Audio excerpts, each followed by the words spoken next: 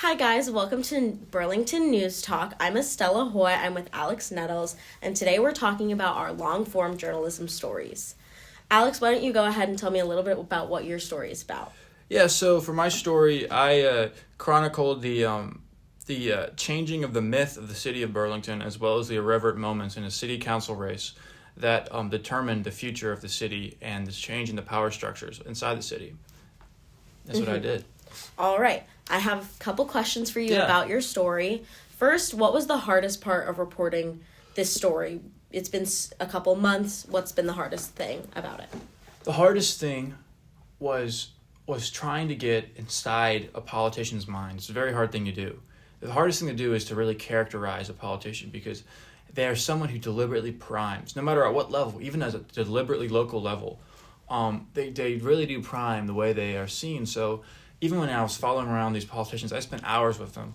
It was still very difficult to get inside their mind. However, I think I did accomplish that to some extent, because everyone has their own, especially when you have a city as soaked in America's past as Burlington. Their concept of the city kind of informs who they are as a person. So you can kind of really get inside their mind, but it was hard to do it for a lot of the candidates. Yeah, I can imagine. Yeah. Was there anything that you had to cut that you really wish you could have kept in, or something that really stuck with you that informed your writing but you couldn't keep it? So there was someone who ran that lost and who didn't have too much of a consequential impact on the race as a result. Her name was Donna Van Hook. And she has a lot of interesting components that I wish I could include. I kind of largely cut her out of the story. But she was really someone who represents a lot of interesting things about the city. First of all, she was born in the old black East Burlington and has a perspective that a lot of the people didn't have, because she was progressive, insanely progressive, but she also was from Burlington. So she had that sort of a balance and a nuance to her that a lot of the other people didn't, because there's a general, let me explain the dichotomy. There's a dichotomy in Burlington where and this is a little reductive, and there's a lot of nuance, but genuinely it's a polarity of people that are older and like they're, from Burlington, and then there's, the newer people that are progressive and they're trying to be like, oh, let's add like walkable bike lanes and stuff, That's kind of the trade-off. And at least that's what a lot of people want you to think. Anyway, so there's that situation going on. And Donna Van Hook was interesting because she was a medium between the old Burlington, because she's lived there her whole life, and she was also very progressive. I had to cut out a lot of her stuff. But the most interesting thing about her, and I want to touch on another finally interesting part, was that she only had $1,000 worth of campaign donations. Everyone else had like $60,000, like more than that, like $100,000. And she still beat one of the candidates that was from the old Burlington ticket, who had like $60,000, and who was backed by the mystery donor, Sam Hunt. There's a donor in this race, which makes things infinitely more interesting. Beyond the social dynamics, the candidates getting attacked by dogs, you have an influence in the race who is a former DOT chair for North Carolina, who has put a lot of money into the old Burlington candidates. So there's a lot of dynamics that unfortunately cannot be captured, but that's how things go. Yeah. And then did following so many different people around Burlington and getting to know them and their politics, did that change how you think about local politics? Yeah, I'm inclined to give a little bit of an answer. I would say that local politics is no longer as much of a manifestation of, and this is a totally different subject, but this campaign really showed it. It's no longer a manifestation of like, oh, do we want more bike lanes? Now it's bipartisan. And I don't think the more conservative old Burlington candidates were ready for that, because this ticket was virtually everyone, and I need to do a little more research here, but essentially on the night of the election, virtually everyone that was supported by the Alliance Democrats won their seat. That goes to show that there was a total level, that could imply that there was a total level of resentment at the federal level. And I think that was very fascinating. So it goes to show that there are times when local politics aren't local. And especially this story, it shows that local politics are also part of the fabric of America, pun intended, in terms of the lost industry, the nostalgia, but also a sense of progress that is uniquely American as well. Mm-hmm. So there's that. And then how did it change how you feel about Burlington itself as, like, a place Yes. to live in? See, because Burlington is way more complex than a lot of Elon students give it credit for. Because, just to begin, if you look at the racial demographics of Burlington, let's take a step back there. It is virtually segregated into 3 areas. I'm from South Carolina. The traditional segregation in South Carolina is there's redlining for black and white neighborhoods. In Burlington, there's 3. So that is just to give a perspective of Burlington has so many crisscrossing paths of class and race that it actually is. There's like a dog whistle for every single sort of dog whistle. It's actually insane. Like, so even dog whistle for the more liberal candidates. They're using dog whistles. You know, they're holding their stuff at Mexican restaurants. You know, they're doing. There's a lot of different nuances in how you're speaking to these voters. However, the more conservative types are doing the most sort of messaging. But it's very fascinating. Now, Burlington, in terms of that, but yeah, the way I saw Burlington was a city that I think is uniquely American. It is so deeply American, and how it has this nostalgic past that is slightly problematic, yet somewhat truthful.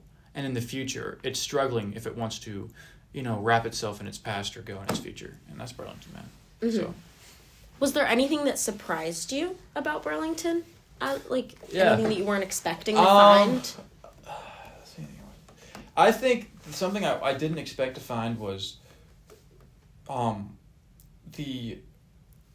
think when you go into a story and you just hear campaign messaging at first, from the people that are more conservative and the people that are more liberal, you have a very reductive view of it's very binary, and seems self-explanatory, but it's true that when you're reporting on something like this, you realize that this is so personal. It was so personal. Everything. One of the candidates said it was Ronnie Wall and family and friends versus the Democratic Party. That's how personal this race is. It's your family and friends. It's the people that live across the street from you. Do they vote from you? It's your story, how you remember your parents. Your dad worked at the mill. He made you work at the mill. That makes you view how you want industry to come to the town. So it's so personal. So I think I didn't realize how personal this stuff is. Just like walking up to the candidate, hey, how'd the race go? It didn't go well. Like, it's very personal. And these people, they're in the news, but it starts in the mind. How you view your city. Yeah. You can never really have an accurate perception of an entire city. It starts with your childhood.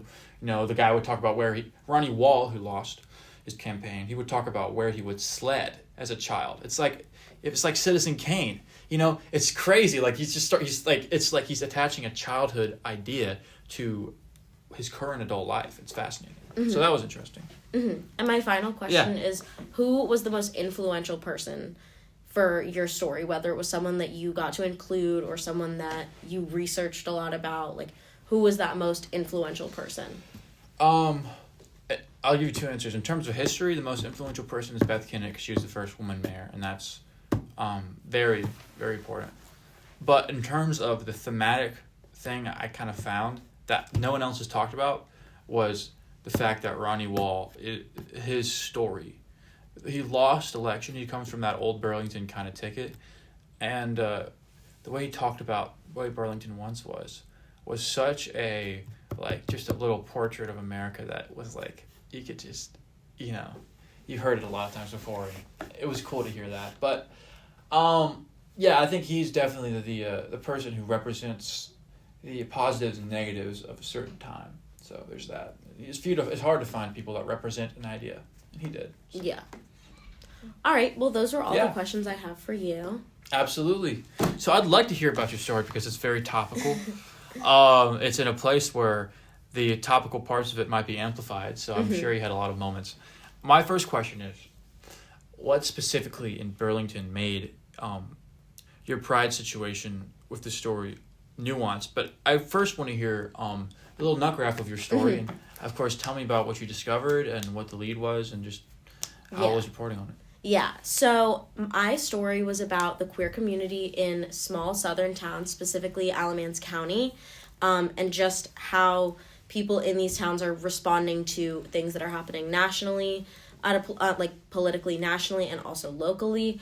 and just how people find community in places that might be more historically Republican or conservative. That was pretty much what my story was about, and just getting to talk to people in the queer community here in Alamance and where their head's at. And what did you find with just generally the way America's flowing and what it means to be queer in Alamance County?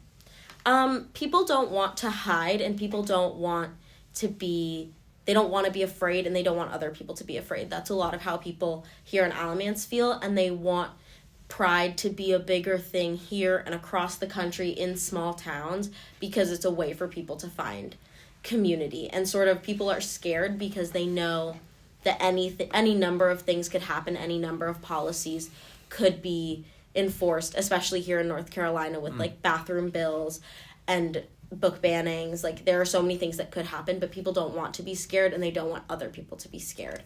So they just want to keep fighting for their fight. And in terms of North Carolina, before we get into the nitty-gritty of the story, I'm curious just about, because a lot of people view North Carolina to be a battleground state, purple state, but then how come it has such a history of being so anti-queer? Because of these bathroom bills. It made national news in the past for these sort of decisions. So tell me, why do you think it has this sort of... Yeah. So after doing a lot of research on North Carolina politics, I learned about Jesse Helms, who was a senator from North Carolina, and he was a senator for 30 years. And throughout his entire political career, he would spread anti-gay agenda and like portraying homosexuality as something immoral and unnatural, and that he would portray AIDS as something that was like crazy because you could only get it from sodomy and like participating in gay sex, which was like very already like such a hard thing to talk about from when he was in office from the 70s to 2003. Like, being gay was already something that was so polarizing at that time, and so he just spread that more hateful agenda throughout his career to get people on his side and to get people scared. And so I think that's kind of rooted into North Carolina a little bit, and also just the fact that this is a more like Christian state as a whole. I would say a lot of people try to, in quotations, live by the Bible, and for a lot of people, living by the Bible is rejecting gay marriage. And so I think that that's also part of why North Carolina, even though it's pretty like it's gone red, it's gone blue, it's still pretty anti-LGBTQ. Yeah, thank you. So tell me about some moments in your story that you feel like really captured the dynamics you were searching for, and any specific people that you feel like show these dynamics. Everyone that I got to include in my story, I felt like was super important, and like just they had a story that represented the community. But I think one of the most important people that I spoke to was Stormy Day, a drag queen from the Durham area who then went to Elon University, which is where we go, and just getting to talk to her about finding this journey of becoming herself and finding her own identity was very important, and very like it really guided me through the story, and it showed me that finding people's identities here, especially when their identity is Black, queer, drag queen, when they have so many intersecting identities, it can be so hard to come to terms with that. And so what that's like here in Burlington was really interesting to get to hear that story and then tell that story a little bit. Yeah. And I think in a small town, there's a lot of there's a sense of community. But tell me about how that there's a tight knitness, but there also might be additionally like a rejection of these sort of people perceived to be as queer. How does that dynamic play out in Burlington specifically? So there's obviously like a pretty big queer community here that has gotten more vocal since 2015 when the first Alamance Pride was, but there are always going to be hateful people. And I was speaking to Ken Smith, the head and founder of Alamance Pride, and he was telling me a story of when, and I didn't get to include this in my story, but he was talking about one during COVID, they were doing like sort of a drive-through Pride sort of situation, and they ran into these like conservative people driving in their car with their conservative flags, like flying. And I just think that that's like there are those people here, but the queer community has to stay strong and continue throwing pride events and just being here and being LGBTQ, because it just reinforces this idea that there's no changing. When the queer community lets conservative people feel as though they can change their identity, then they're gonna sort of press into that. And so when the queer community really stands on their beliefs, then it kind of takes away from conservatives. And just one person I read about in your article, I thought was had a very interesting story. I'd like you to tell people a little bit about him. Randy Riddle, and he said he felt like he was going backwards. Yeah. In terms of how his homosexuality was viewed. So can you tell me about what you're kind of seeing in terms of that sort of story? Yeah. So he feels like we're going back in time because of all of these book bans, and because it feels like being gay is something that's sort of becoming like really polarizing again, like it was when he was growing up in the 70s, 80s, and 90s. That was back then, like, gay marriage wasn't legal, obviously. Like, it was just so difficult to be gay. And then gay marriage was legalized, and Pride started happening, and it seemed to be going up, and, like, things were going well. But then with the re-election of Donald Trump and the voting on this bathroom bill in North Carolina has really made him and other queer people feel like we're going back in time. Because, I mean, they kind of are. There were gender-neutral bathrooms in schools that have now been taken away, and books about queer people, and just books that, like children's books that just aren't even about queer people, but have